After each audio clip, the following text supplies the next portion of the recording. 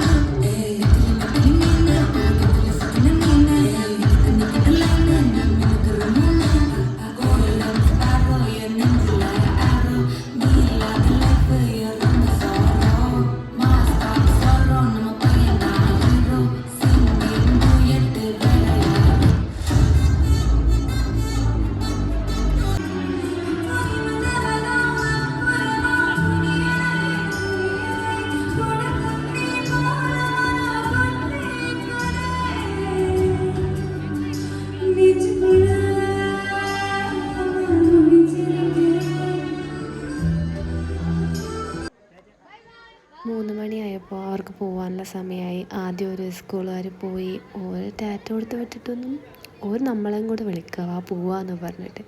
ആദ്യം നമ്മളൊരു സ്കൂളിൽ പറഞ്ഞയച്ച്, പിന്നെ വേറൊരു സ്കൂളിലൂടെ ഉണ്ടായിരുന്നു. മൊത്തത്തിൽ 3 സ്കൂളുണ്ടായിരുന്നു. രണ്ടാമത്തെ സ്കൂളിൽ നമ്മളതുപോലെ പറഞ്ഞയച്ച്. വൻ സങ്കടമായിരുന്നു, ഓർക്ക് നമ്മളെ വിട്ട് പോകാനേക്കാൾ സങ്കടം.